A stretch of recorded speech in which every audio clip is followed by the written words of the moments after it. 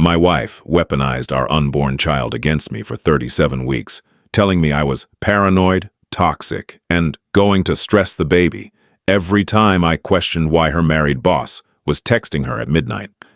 But what she didn't know was that her accountant husband had been documenting every lie with timestamps, screenshots, and phone records that would later convince a judge she deserved absolutely nothing, including the baby she tried to pass off as mine. If you've got some time, and maybe something to drink, settle in. Because this story isn't just about infidelity. It's about what happens when someone underestimates the quiet guy who counts numbers for a living. So, why did I wait 9 months to confront her? Why did I hold her hand through labor, paint a nursery, attend childbirth classes, all while knowing she was lying to my face? Because the numbers never lie. And I needed every single digit to line up perfectly before I could prove what she'd done. Here's what happened. I met a woman I thought I'd spend my life with, married her, trusted her completely. She got pregnant with what I believed was our child. And then, slowly, methodically, she tried to convince me I was losing my mind every time I questioned the affair she was having with her married boss. By the time I discovered the truth, I realized the baby might not even be mine. But instead of confronting her, I did what accountants do best. I documented everything, built an airtight case, and waited for the right moment to execute. What followed destroyed her career, her relationship, her reputation, and left her with nothing but the consequences of her own choices. And somehow, on the other side of it all, I found something I didn't think I'd ever have again. Peace. But I'm getting ahead of myself. Let me take you back to the beginning. I met Amanda Turner in the summer of 2019 at a friend's barbecue in Denver. I was 30, working as an accountant at a mid-sized firm, living a pretty unremarkable life. She was 28, an ICU nurse at Denver Memorial Hospital, and she had this way of making you feel like you were the only person in the room when she talked to you. Looking back, I should have recognized that skill for what it was, a tool she'd perfected to manipulate people. But at the time, I was just a guy who'd never had much luck with women, and here was this beautiful, compassionate nurse who seemed genuinely interested in me. We dated for 18 months before getting married. Nothing fancy. Courthouse wedding in December 2020. Just immediate family. Amanda said she wasn't into big productions, that she'd rather save money for our future. I thought it was practical. Now I wonder if she just didn't want the commitment of a big public display. Our marriage was fine. Not fireworks and passion fine, but comfortable. I worked long hours during tax season. She worked rotating shifts at the hospital. We had a small house in a decent neighborhood, talked vaguely about having kids someday. I was the safe choice after her turbulent dating history. She told me about a string of bad relationships with emotionally unavailable men. I felt good about being the stable one, the reliable one. I should have seen it then, but I didn't. She never wanted me visiting her at the hospital. "It's too chaotic," she'd say. "You'd be bored." I accepted it. I accepted a lot of things because I'm not good at confrontation. Never have been. My therapist would later tell me that conflict avoidance is what let Amanda gaslight me for as long as she did. But back then, I just thought I was being a good husband by giving her space. April 15th, 2023, tax day. The irony isn't lost on me now. I was working late, drowning in client files when Amanda came home around 8 p.m. I was at the kitchen table, calculator in one hand, cold coffee in the other, and she walked in with this expression. I couldn't quite read. Not happy, not sad, something else. "Robert," she said, and held up a pregnancy test. 2 pink lines. My heart did this stupid leap in my chest. We'd been casually trying for about 6 months, not aggressively, but not preventing either. I jumped up, nearly knocked over my laptop, and hugged her. "Are you serious? Amanda, this is—" "I know," she said, but her voice sounded flat. I pulled back to look at her. "Are you okay? Are you happy?" "Of course I'm happy," she said quickly. Too quickly. "I'm just overwhelmed. It's a lot." I kissed her forehead. "We're going to be amazing parents." She smiled, but it didn't reach her eyes. If I'd known then what I know now, I would have recognized that look for what it was. Guilt. But I was too busy being excited about becoming a father to notice that the mother of my child looked like she was about to throw up, and not from morning sickness. Over the next few weeks, things started to change.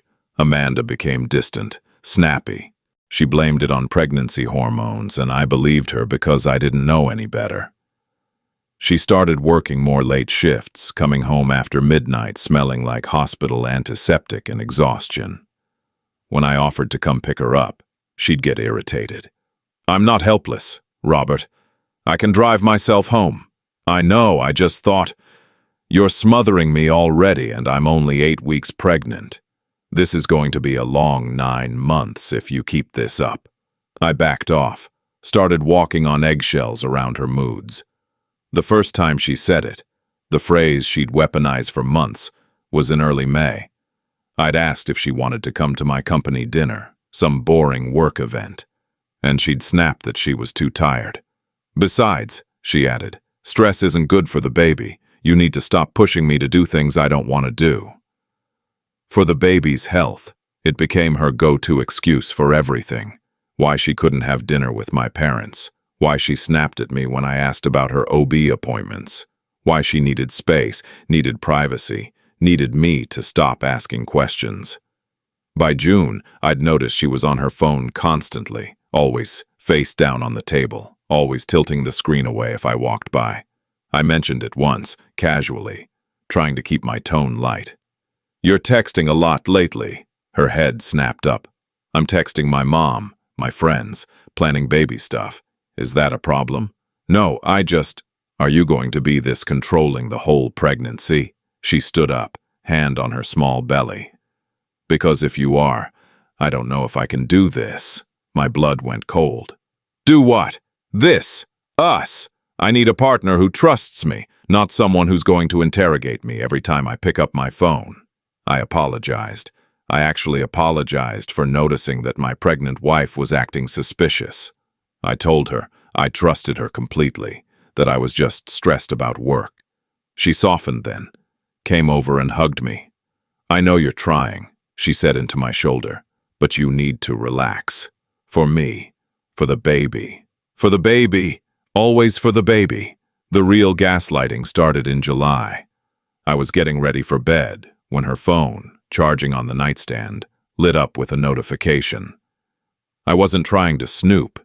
It was literally right there. The message preview showed before it disappeared. "Dr. Harris. Tonight was amazing. Can't stop thinking about." Amanda snatched the phone so fast she knocked over the lamp. "Who's Dr. Harris?" I asked, my heart starting to pound. She stared at me, and I watched her face do this incredible thing, shift from panic to indignation in about 2 seconds. "He's my supervisor at the hospital. That's probably about a patient case." "Why are you reading my texts?" "I wasn't reading them, it just popped up." "So you're spying on me now?" Her voice rose, going through my phone. "I didn't go through anything, Amanda. It was right there. This is exactly what I'm talking about." She was crying now, real tears streaming down her face. "You don't trust me. You're accusing me of, what, having an affair with my boss while I'm pregnant with your child. I'm not accusing you of anything. I just asked who." "The baby can feel when I'm upset, Robert. The baby can feel your paranoia, your accusations. Do you want to hurt our child? Is that what you want?" I felt like I'd been punched in the stomach. "Of course not. Then you need to stop. You need to trust me." She put her hand on her belly, which was just starting to show. "Please, I can't handle this stress. It's not good for me or the baby." I apologized again, held her while she cried, told her I trusted her completely. And I pushed that message out of my mind because I wanted to believe her, more than I wanted to acknowledge what I'd seen. That's how it works, if you've ever been gaslit. They make you doubt yourself so thoroughly that you'd rather believe you're crazy than accept that they're lying. The second trimester was worse. Amanda started going to hospital events without me. Supposedly, spouse-optional work functions. She'd come home late, sometimes not until 2 or 3 in the morning, with vague explanations about networking and team bonding. When I asked if I could come to the next one, she made it sound like I was being clingy. "They're not fun, Robert. Just boring work stuff. You'd hate it." One night in August, I was doing laundry and found a receipt in her purse. Denver Marriott room service charge for $140. I stared at it for a long time before bringing it up. "Hey, you had a work thing at the Marriott." She didn't miss a beat. "Yeah, nursing conference last month." "Why?" I pulled up the hospital's public calendar on my phone. No conferences that weekend. "There's no conference listed?" "Jesus Christ, Robert." She slammed her water glass down. "It was an optional training session.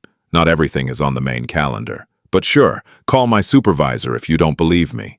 Keep making me look crazy at work. See how that goes." I didn't call. I backed down. Again. My friend Jake saw them together in September. Called me on a Wednesday afternoon. Voice hesitant. "Hey, man. I don't want to start anything, but I just saw Amanda having lunch with some guy. Looked pretty cozy. She said she was working today, right?" My stomach dropped. "What guy?" "Older, maybe 40. Dr. Coat on the back of his chair." "Where?" "That Italian place on Colfax. Look, maybe it's nothing, but thanks for telling me." I hung up and sat in my car for 20 minutes before driving home. That night I tried to ask about it casually. "How was work?" "Exhausting. 3 codes, back to back. I'm wiped." "Jake said he saw you at lunch today, at that Italian place." The temperature in the room dropped about 40 degrees. "So, you have your friends spying on me now?" Her voice was ice. "This is psychotic, Robert. I'm not spying. He just happened to—" No, this is not okay." She stood up, and I noticed her hands were shaking. Not from fear, from rage. "You're having your friends track my movements, report back to you. Do you have any idea how suffocating this is? Amanda, I'm starting to worry about your mental state. Seriously. This level of paranoia, this obsession, it's not healthy, especially not around a baby." That stopped me cold. "What are you saying?" "I'm saying maybe you need to talk to someone, a therapist, because this jealousy, this controlling behavior, I'm genuinely concerned about whether you're stable enough to be a father." I felt like the ground had disappeared beneath me. She was turning this around, making me the problem, making me question my own sanity. "I'm not unstable. I just want to understand." "There's nothing to understand except that you don't trust me. You're making up scenarios in your head, and you're dragging our friends into your paranoid delusions." She grabbed her purse. "I'm going to stay at my mom's tonight. I need space from this." She left, and I sat there on our couch, pregnant wife's accusations ringing in my ears, wondering if maybe I really was the problem. That's when I did something I never thought I'd do. Something that went against every fiber of my conflict-avoidant personality. I opened her laptop. It was late September. She'd left it on the kitchen counter, open to Facebook but locked. I knew her password. We'd always had each other's passwords back when we trusted each other. I hesitated for maybe 30 seconds before typing it in. The password worked. I went to Messenger, hands shaking so hard I could barely control the trackpad. And there it was, a conversation with someone named Brandon, with a little hospital emoji next to his name. Dr. Brandon Harris, her supervisor. The messages weren't explicit. She was smarter than that, but they were damning. "Missing you today. Can't wait for Thursday night. He has no idea. You always know exactly what to say to make me feel better." I scrolled back. Weeks of messages, months. My vision started to blur, but I kept scrolling until I hit January 2023, 3 months before she got pregnant. That's when my accountant brain kicked in. The part of me that's good with numbers, good with patterns, good with putting pieces together. If they'd been together since January, and she got pregnant in April. I took screenshots, hundreds of them, saved them to a hidden folder. Then I closed the laptop and sat in the dark kitchen for the rest of the night, trying to breathe, trying to think, trying not to throw up.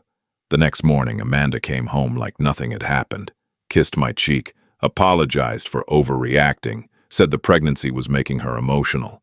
I kissed her back and told her it was okay, but I was lying, and for the first time in our marriage, I was good at it. Over the next month, I became someone I didn't recognize. I started checking our phone records online. We were on a shared plan, and I was the account holder, so I had access to everything. What I found made my hands shake. Hundreds of texts to one number. Brandon's number. Dozens of phone calls, some lasting over an hour, at 2 a.m., at 3 a.m. Times when Amanda was supposedly asleep in bed next to me. I cross-referenced the dates with my own calendar. The nights with the most activity were nights I'd been traveling for work. Overnight audit trips, conference in Dallas, tax workshop in Phoenix. Every time I was out of town, the texts and calls exploded. I went back further. January, February, March 2023. The pattern was consistent. They'd been in contact constantly for months before she got pregnant. Then, I did the math that changed everything. I pulled up a pregnancy calculator online and worked backward from her due date. Conception would have been around April 8, 10. We'd had sex that weekend. Our anniversary weekend, April 6, 7. She'd told me that's when we conceived, and I'd believed her. But I checked the phone records for April 8, 9, 10. The Monday and Tuesday after our anniversary weekend. I'd been working late both nights, didn't get home until after 11. Amanda had exchanged 47 texts with Brandon on April 9th. 47. The numbers didn't lie. They never do. I sat there staring at the spreadsheet I'd created, color-coded and cross-referenced, and felt something shift inside me. Not just heartbreak. That would come later. This was colder, more calculated. The baby might not be mine. I spent the next 3 days in a fog, couldn't eat, couldn't sleep, lost 12 pounds in 2 weeks. My clothes hung loose. My co-workers asked if I was sick. Amanda noticed too, but when she asked what was wrong, I had my lie ready. Just stressed about the promotion. They're making cuts at the firm. She barely looked up from her phone. You'll be fine. You always are. Then she went back to texting Brandon, and I went back to dying inside. That's when I started planning. The thing about being an accountant is that you're trained to see patterns, to trace money, to find discrepancies in data that other people miss. It's not glamorous work, but it teaches you to be thorough, methodical, patient. I applied those skills to my marriage. I Googled everything. Paternity test during pregnancy, paternity rights Colorado, at-fault divorce Colorado law. I learned that Colorado considers adultery an asset division.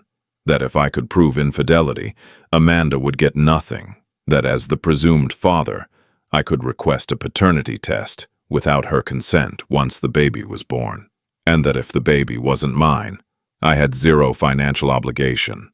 I started documenting everything, not just the obvious things, screenshots of phone records, saved to a password-protected folder, labeled Tax Documents 2023. Credit card statements, printed and filed in a locked drawer in my office. But also the small things, the pattern of her behavior. I created a spreadsheet with tabs for everything. Communications, every text, call, and message timestamp with Brandon. Financial, every suspicious charge, every work dinner that wasn't on her hospital calendar, every hotel receipt. Statements, every lie she told me, dated and cross-referenced with what actually happened. Medical, her OB appointment dates and times, so I could verify when she was actually at the hospital versus when she claimed to be. Timeline, the full affair progression from January 2023. To present each entry was color-coded. Green for verified truth. Red for confirmed lie. Yellow for suspicious but unproven. The spreadsheet grew to 37 tabs and over 400 individual logged incidents by the time I was done. Every night after Amanda went to bed, I'd spend 2 or 3 hours updating it, adding new data points, cross-referencing patterns, building my case like I was preparing for the most important audit of my life. Because I was.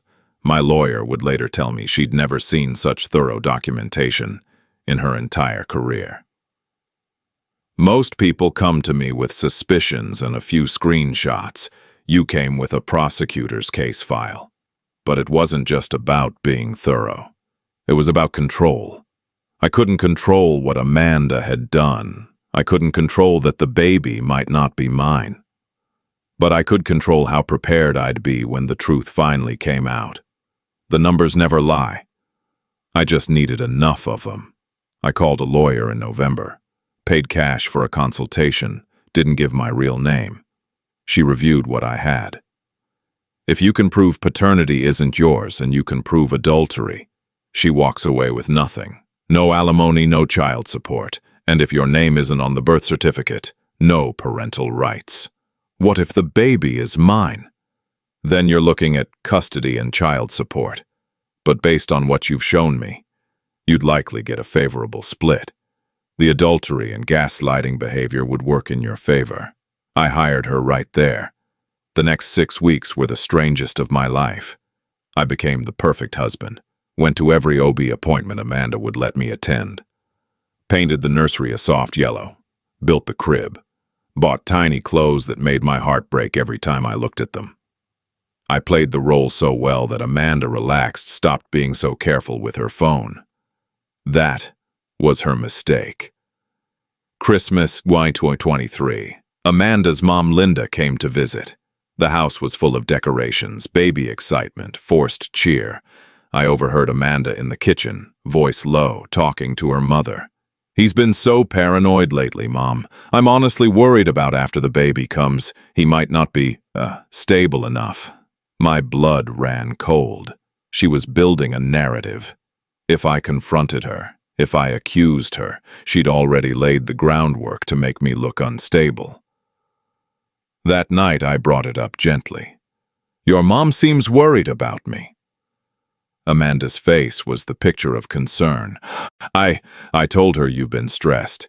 "You have been, honey. All the anxiety about work, about the baby. I'm just worried you might have a breakdown." "I'm not going to have a breakdown. I know you don't think so. But postpartum isn't just for mothers. Fathers can struggle too. I just want to make sure we're prepared." She touched my arm. "Maybe we should do couples counseling after the baby comes." I agreed, because what else could I do? But I understood then what she was doing. She wasn't just covering up an affair. She was setting me up to look like the unstable one if I ever discovered the truth. I stopped feeling guilty about what I was planning. January 10th, 2024. Amanda was 36 weeks pregnant. Huge belly, swollen ankles, exhausted all the time. She was napping on the couch when I walked past and saw her laptop open on the coffee table. Facebook Messenger was open. Brandon's conversation was right there. I should have walked away, but I didn't. I read the messages, and they destroyed me. Brandon. "Are you sure about the timing? What if he asks for a test?" Amanda. "He won't. He's too much of a coward, and even if he does, we'll deal with it. I'm not giving up my life for a mistake." Brandon. "I can't leave Jennifer right now. The timing's bad." Amanda. "So, I'm stuck with him. This wasn't the plan, Brandon." Brandon. "Just, let's see what happens after the baby comes. Maybe it's his. Maybe it's his." I took screenshots with shaking hands. Then I went to the bathroom, locked the door, and had a silent breakdown. Slid down the wall to sit on the cold tile floor, trying to breathe through the panic. The woman I'd loved, who I'd built a life with, who was about to give birth to a child I'd already fallen in love with. That woman was a stranger. Maybe she always had been. I didn't sleep that night. Amanda snored softly next to me, one hand on her belly, completely peaceful while my world was ending. By morning, I knew what I had to do. I would wait. I would say nothing. I would let her give birth. And then I would demand a paternity test, and the truth would finally irrefutably come out. The numbers never lie. I just needed the last number to fall into place. The next 3 months were the worst of my life. I became a ghost in my own life, going through the motions, while my wife carried a child that might not be mine and lied to my face every single day. I went to the childbirth class and learned how to coach her breathing. I assembled the stroller and the changing table and the bassinet. I read baby books and downloaded apps and joined a father's group online. And every night I lay awake next to her, wondering if I was preparing for a life that was built entirely on lies. Amanda never suspected. She was too busy texting Brandon, too confident that I was exactly what she'd always thought I was.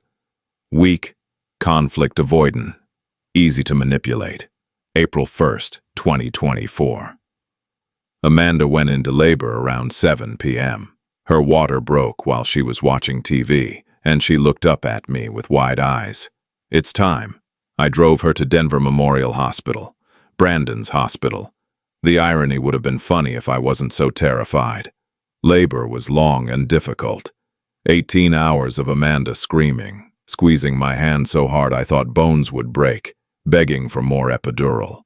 I stayed by her side the whole time, wiping her forehead, telling her she was doing great, being the supportive husband she'd never deserved. At 3:17 a.m. on April 2nd, 2024, a baby girl was born. 7 pounds 3 ounces, 10 fingers, 10 toes. Perfect.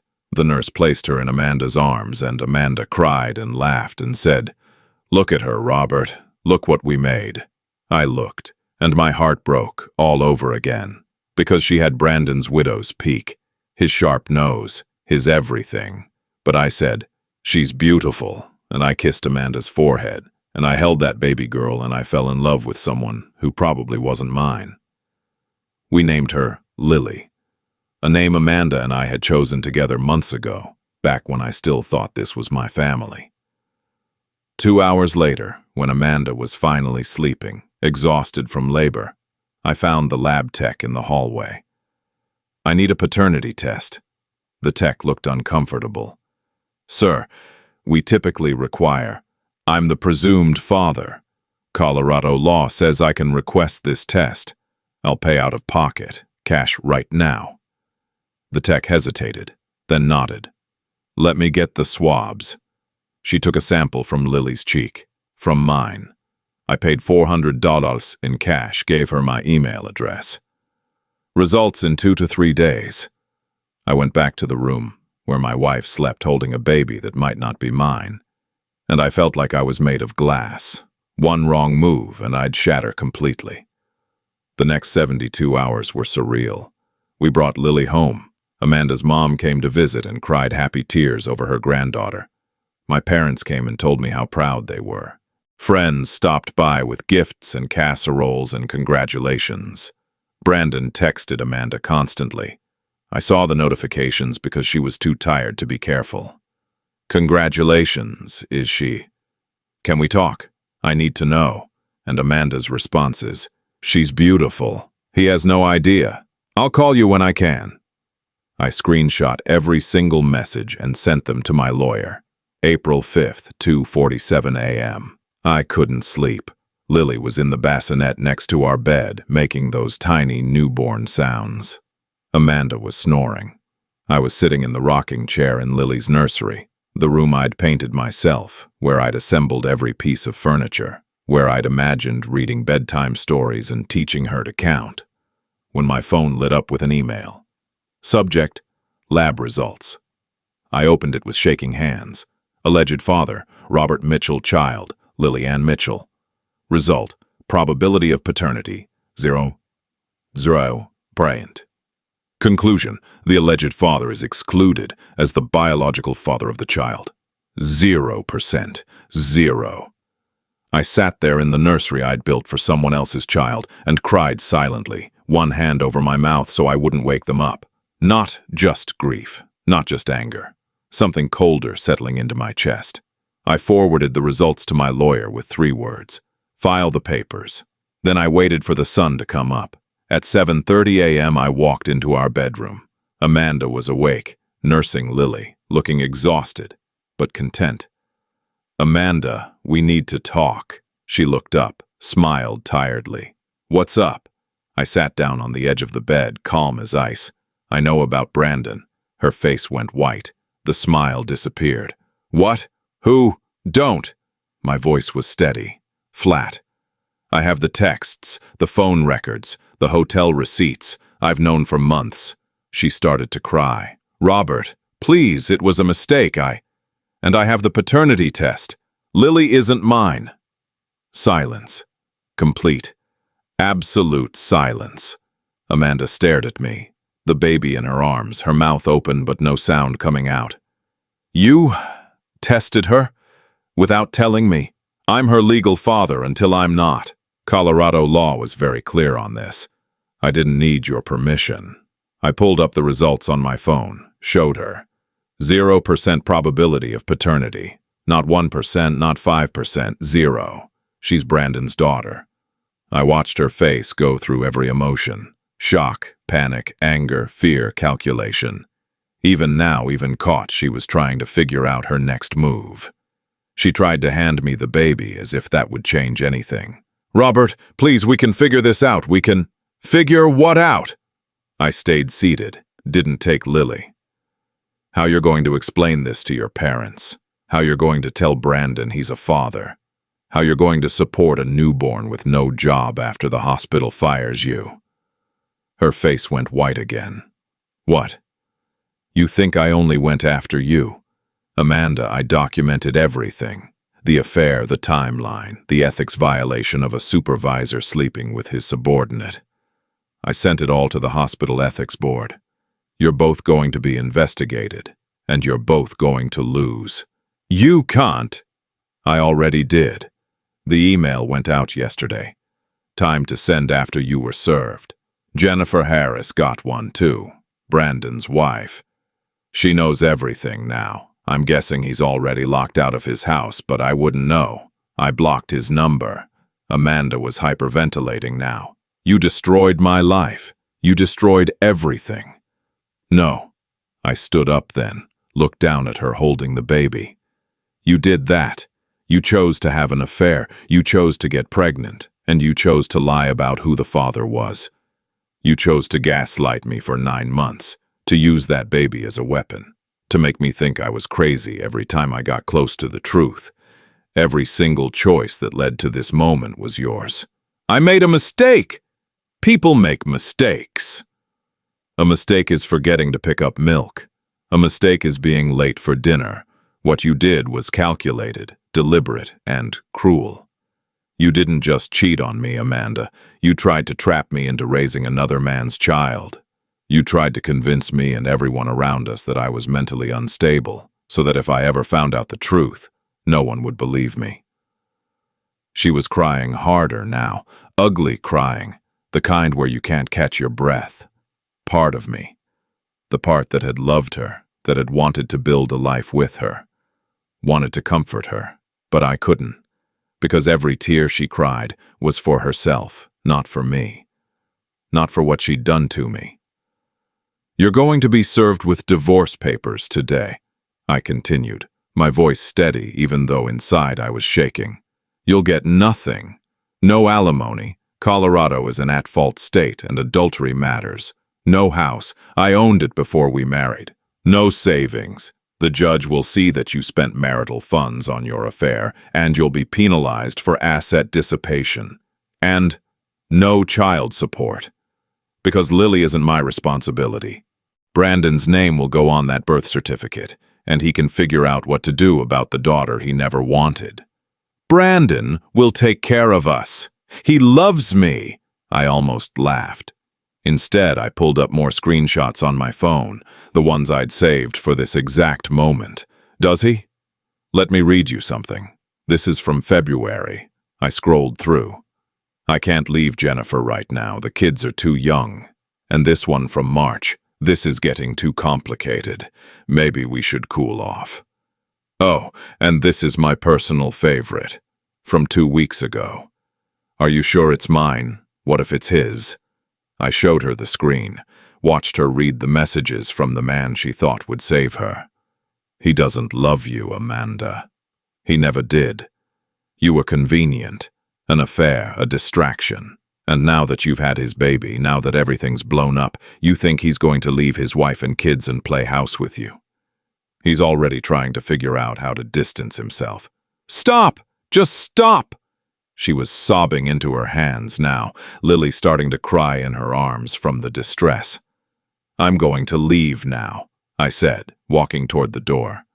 My lawyer will be in touch about the divorce proceedings.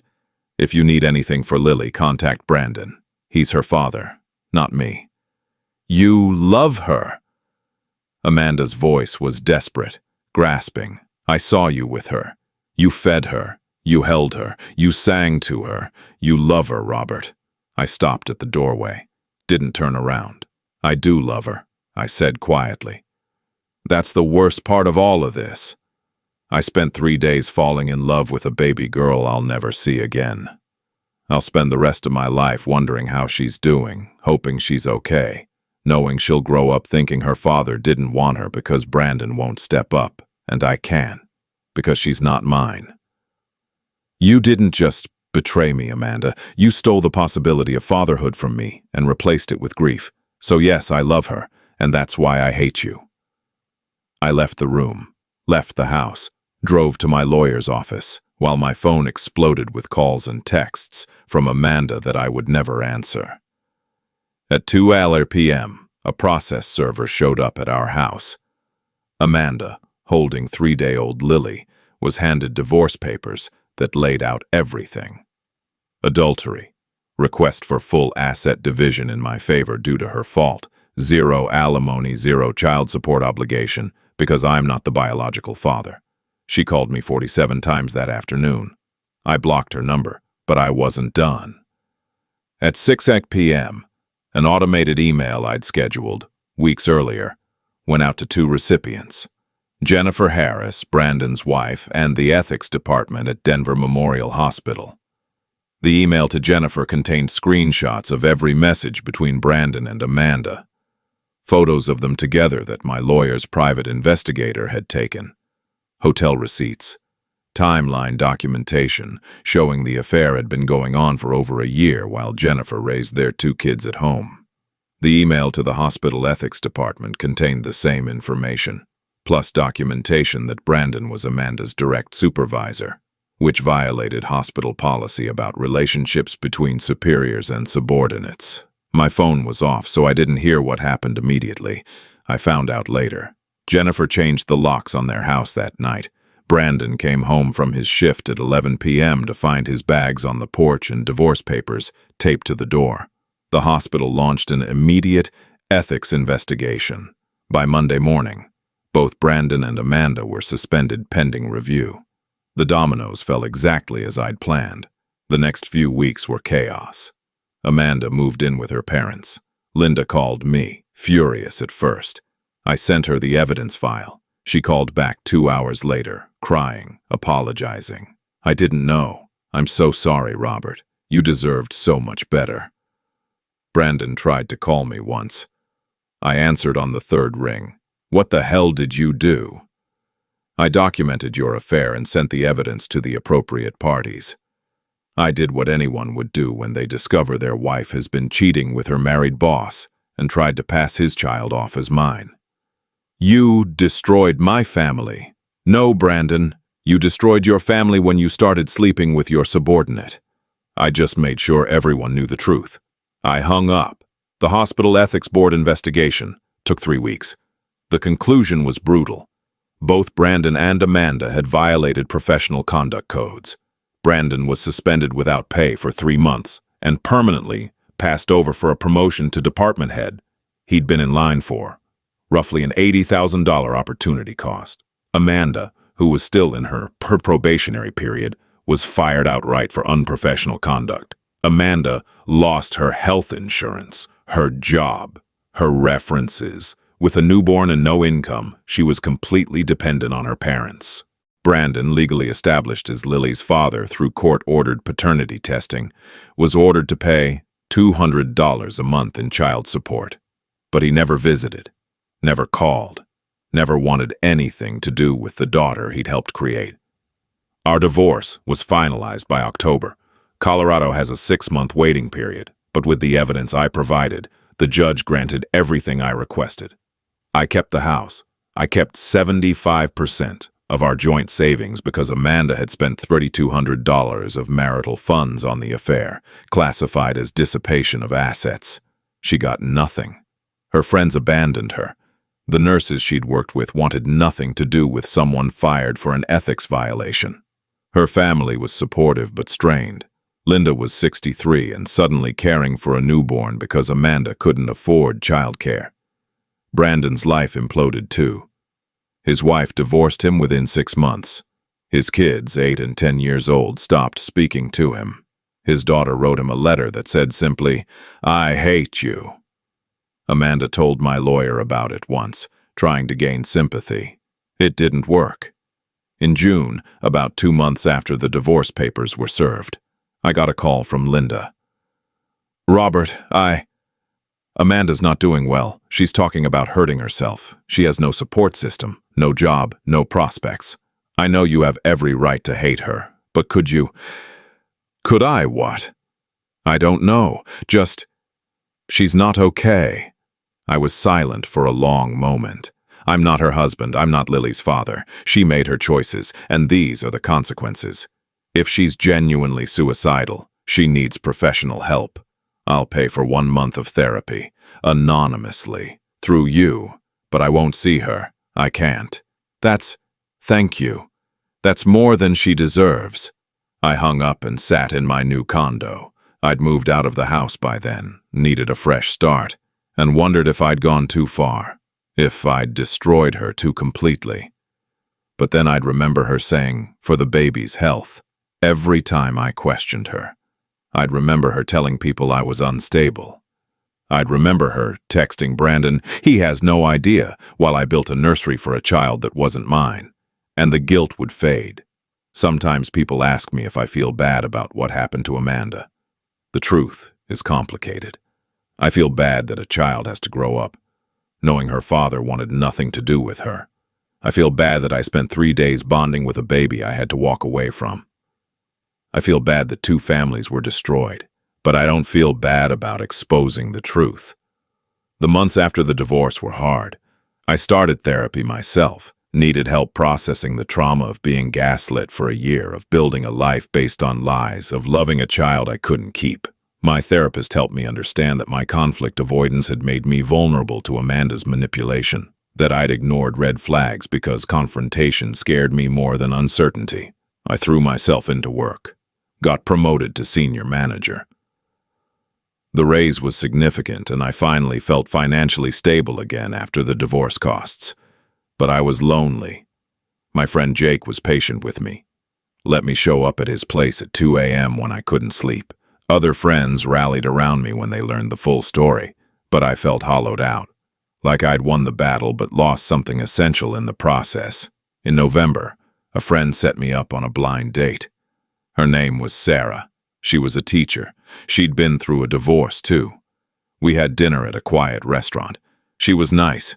We had nothing in common. I realized halfway through that I wasn't ready. "I'm sorry," I told her over dessert. "I thought I was ready to date, but I'm not. This isn't fair to you." She smiled kindly. "I get it. Healing takes time. Good luck, Robert." We paid the bill and went our separate ways. 2 weeks later, I met Emma at a friend's holiday party.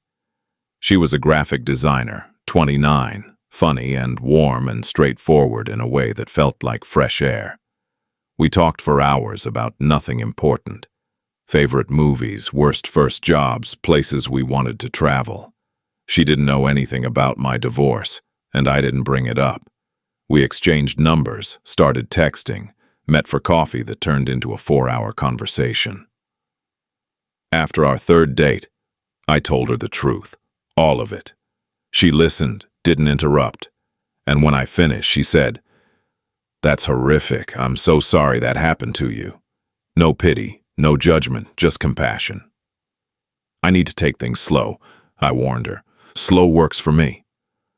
We've been dating for 7 months now. She's helped me learn to trust again, to communicate better, to speak up when something bothers me, instead of swallowing it down.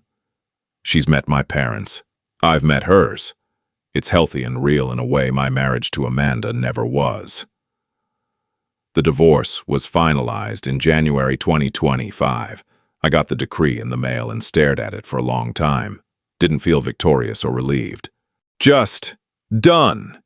Emma and I went to dinner that night to celebrate. Quiet restaurant, good wine, no drama.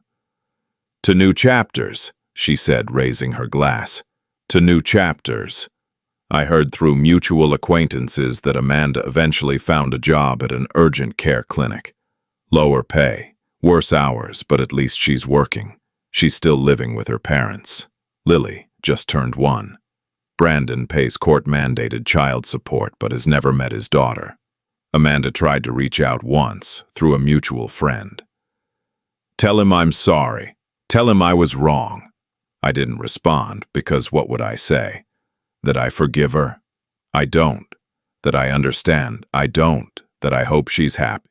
I genuinely don't care. The truth is, I grieved for the woman I thought she was, and I let that woman go. The real Amanda. The one who lied and manipulated and gaslit me for a year. I feel nothing for her. She's a stranger. She always was.